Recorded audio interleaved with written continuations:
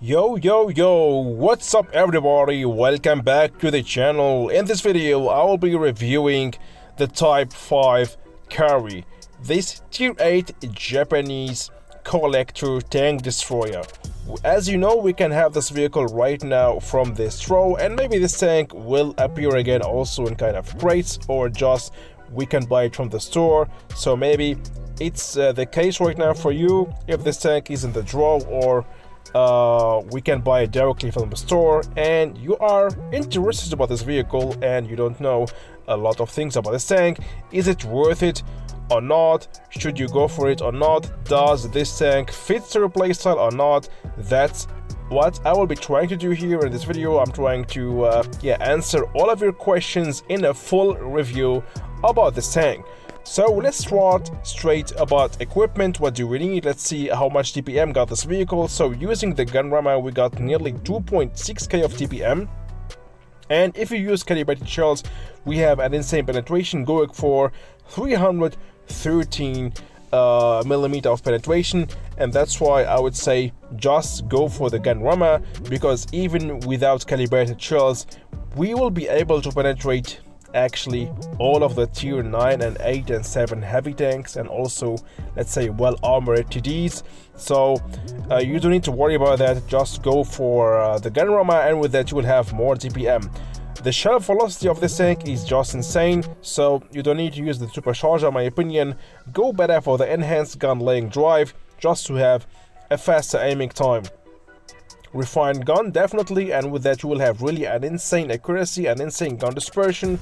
Improved modules I'm using here, and very important, use your enhanced armor with this tank. I played with this tank a lot of battles. If you use the improved assembly, you will not be able to block damage, okay? But if you use enhanced armor, we're going to see it also later with the armor inspector, this will make a huge difference, and you will be able then to block some damage while playing with this vehicle if you just angle your tank, and if you just also expose your frontal armor to the enemy.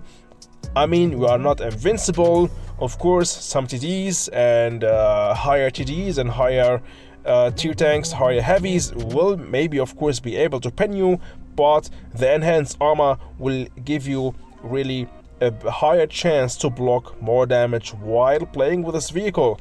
I'm going here for the enhanced tracks, and I'm carrying with me anyway 2 repair kits. That's why it's better to go for the enhanced tracks, and maybe your tracks will be more durable to withstand more damage.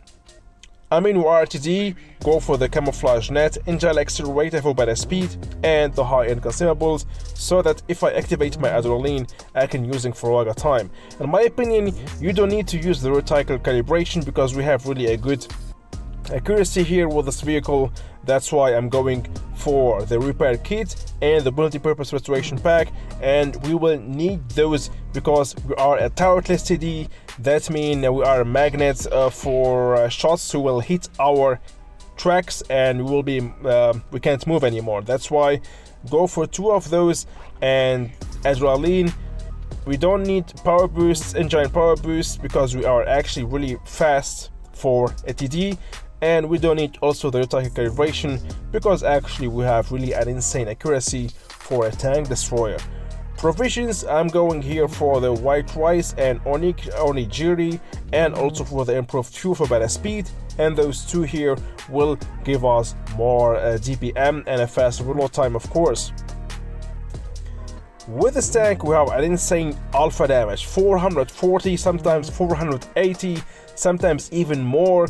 With precision fire we can deal even sometimes more than 500 damage per shot. We talked about the penetration is insane. The armor, we're going to check it right now with the armor inspector. Speed is insane, rotation is insane for a TD. So this tank can be played aggressive. You don't have to, but can be played aggressive thanks to our insane mobility, rotation, and fast reload time and DPM. Alright, so far so good. Let's check out now the armor of this tank, and then just jump to the battlefield. I got for you 2 nice battles to showcase you how to drive this vehicle. So here we go, this is the armor of this tank against Tiger B, a tier 7 heavy tank, and this armor profile will look the same for also tier 7 lights and mediums, tier 8 light and mediums, but tier 8 heavies and tier 9 heavies will have it much more easier to penetrate our frontal armor, so we can rely a bit on our armor only and especially against tier 7 tanks and tier 7 and 8 light and mediums, because they don't have enough penetration to penetrate our frontal armor. And that's why I was saying also use the enhanced armor. Look at this. This is with enhanced armor and this is now without enhanced armor. We can see the difference, okay? A huge difference if you are angling and trying to rely on our frontal armor. This will make a huge difference, okay? Again, with and without, okay? So very important to use your enhanced armor. And yeah, so now let's, I don't know, if you are playing against Tiger 2, for example, a tier 8 heavy tank, well, there we can't really rely a lot on our frontal armor. Even with angling, that will not help a lot, okay? So the armor will be helpful only especially against tier 7 heavies and, as I told you, tier 8 lights and mediums, because they don't have the best penetration. If, for example, a Tiger 2 go for premium shells, well, yeah, whatever you are angling or not, whatever you are using enhanced ammo or not, we are easy to penetrate. But if you go angle like this a bit, 6 degrees, okay, maybe we can block some of damage with our upper plate, because with this angle we have 277mm. But if you go up again on flat ground, we will be again easy to penetrate, and we have there only 230mm, even we are using enhanced armor, okay? Oh, look at this here with enhanced armor on flat ground against Tiger 2. So even maybe we will have a chance to block some damage against maybe also tier 8 heavies. But if you are playing against tier 9 vehicles, that's really game over. They will anyway pen you, okay? So let's have a look here, for example, against the E75, if he uses premium shell, okay? Yeah.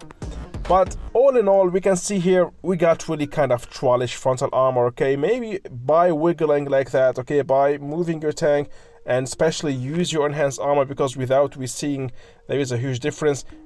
Use enhanced armor and just wiggle a bit. I mean, we can't say that we can rely on our frontal armor. We can't say that we are invincible with our frontal armor, like, I don't know, the Panzer E100. But just by wiggling like that and making the enemy nervous with these movements, you will be maybe able to block some damage. Our end boss is the tier 90Ds, like the Yak Tiger, without using any premium shells and without using calibrated shells. He will be able to penetrate us even if we are activating enhanced armor, okay? So no go to go 1v1 versus strong tier 90Ds. They will penetrate us, so don't risk a lot like that.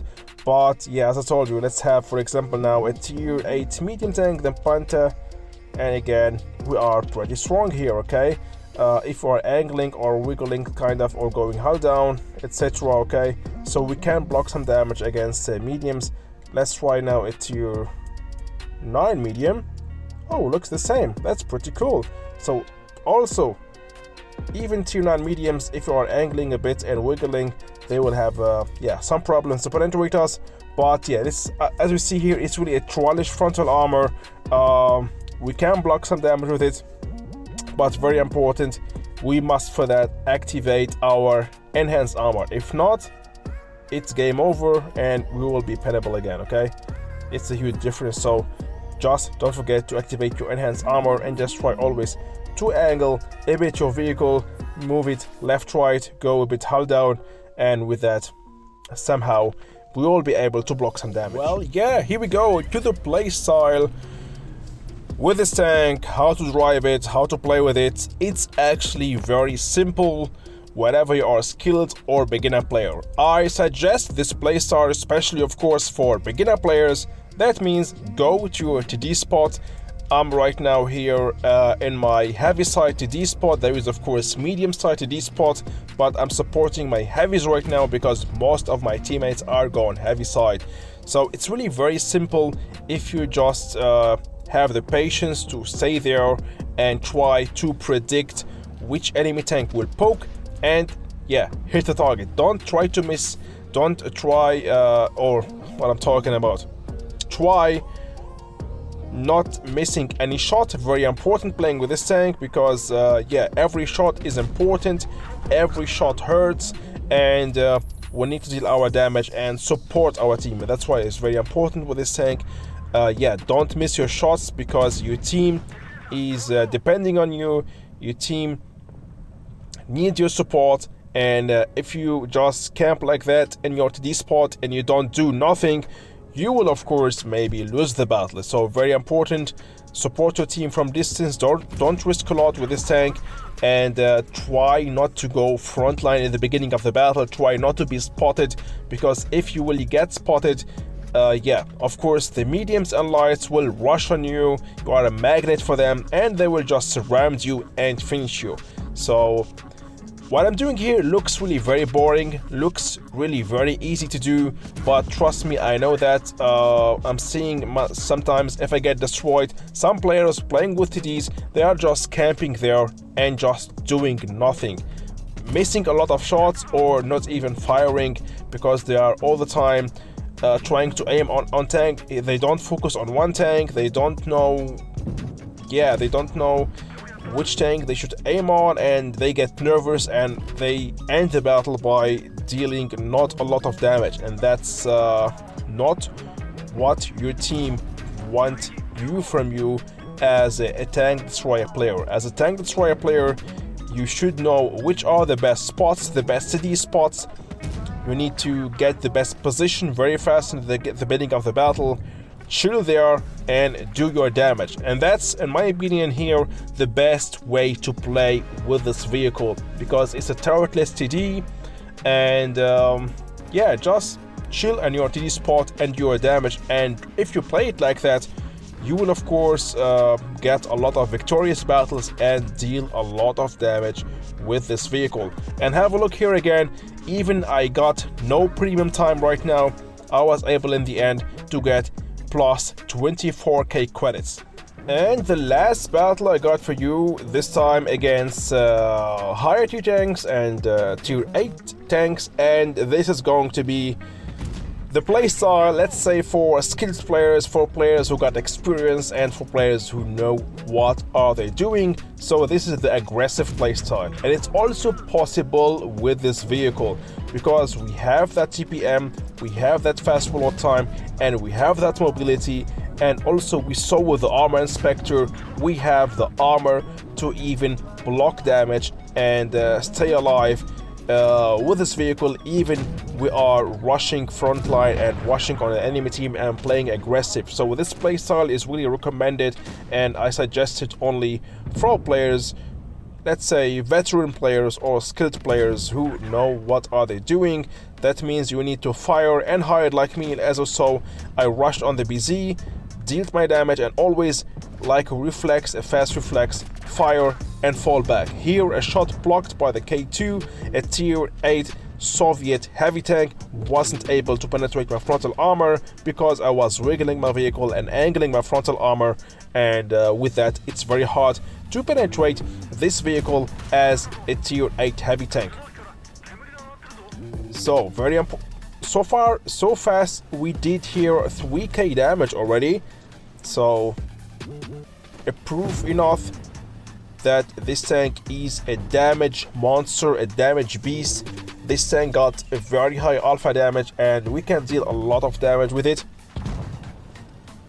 And yeah, so in this battle, as we can see, I wasn't camping on my TD spot. I was very active, relocating here, relocating there, trying to deal my damage from every possible position so that I can help my team to win this battle.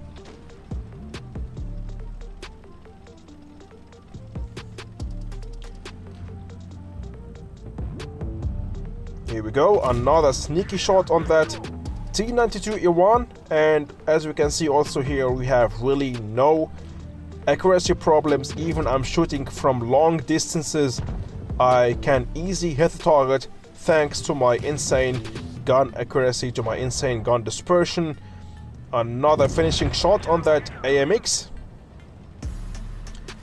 5100, and the last one going to be the T92E1, and he will try to play with us here, Tom and Jerry. I will just skip this part for you because I don't want to make this video so long and waste your time. So we will chase him and chase him and chase him, and in the end I think I will be able to finish him. Even I will do the finishing shot, I think. Let's skip more. Or does my teammate will finish him? I forgot about that. Let's have a look. No, I think that was my teammate.